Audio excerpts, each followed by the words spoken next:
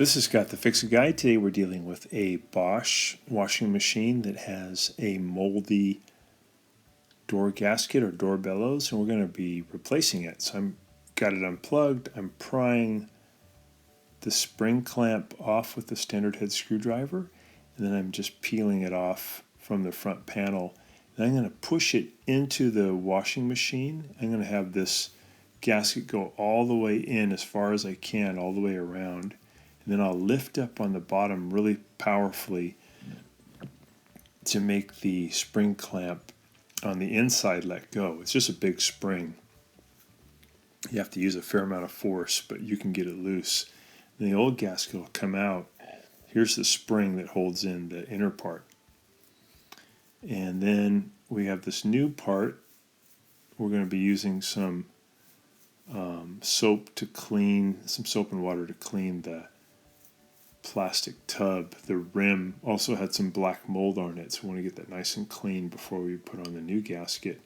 We're also going to put this liquid soap on the inside rim of the rubber door gasket, the part that's going to come in contact with this plastic tub, and that's going to make it a lot easier for that gasket to slip, the ridge of the rubber gasket to slip onto the plastic tub. I got to make sure that I have the little holes, drain holes at the bottom at the 6 o'clock position. I'm going to push the rubber gasket into the washing machine, and then I'm going to push in the gasket, the front of it, like I did before, so it's inside the tub. And that's just going to help me to have a little more room to work. This is kind of a fast way to do this procedure. You can also take off the front panel, but you don't have to. You can do it this way.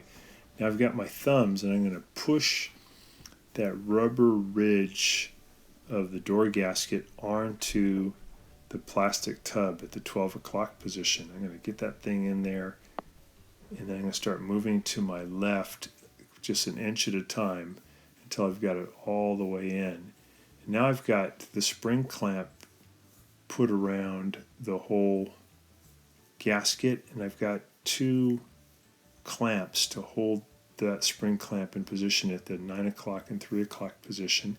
And I'm going to push down with my fingers to get that spring to go down into the lower parts here. I'm going to push it down to at about 8 o'clock, 7 o'clock, and push it all the way around. The spring's actually pretty easy to push once you get down to this lower part. These spring clamps really make a difference in being able to hold that spring into position. Otherwise, it'll just keep popping out. So I use these two pretty strong clamps that I got at the hardware store, and they hold that spring into the rubber gasket. The rubber gasket has a slot that spring holds into, but these clamps really make a difference to hold it in as I push down with my fingers to get it into the lower positions. If you don't have these clamps, you really need to have another set of hands to help you out. So once I get that pushed all the way into its slot, all the way around, I can remove my spring clamps, and that's really the only hard part of this procedure, is just getting that big old spring to fit into that rubber groove. These are what the spring clamps look like. A lot of hardware stores have those. Home Depot probably have it. So now I'm going to take the gasket and put it over the lip of the front panel. I'm going to use my fingers to just get that all the way around. And then I'm going to put a spring clamp to hold that on too. The spring clamp that holds this one on is a little bit easier to install. What I do to put these spring clamps on is I put a little liquid detergent on the spring clamp so it's somewhat lubricated, and then I put it in at the 12 o'clock position in the little slot that's on the rubber gasket, and then I use my two thumbs to push down at about 5 o'clock and 7 o'clock as I'm pushing down and then in to get that clamp to fit all the way around. Okay, so I've got the front of the gasket all the way in there, nice and solid.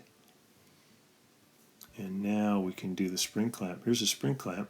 We're going to have the spring part of it down at the 6 o'clock position. You get the lubrication on there. And we'll install it first at the 12 o'clock position.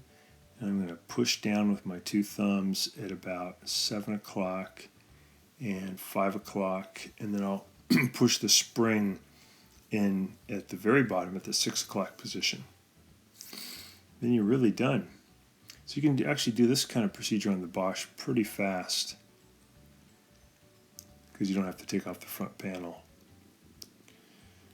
There we go. So I hope this has been helpful to you. Sorry about the low lighting condition. And thanks for watching, and please subscribe when you get a chance.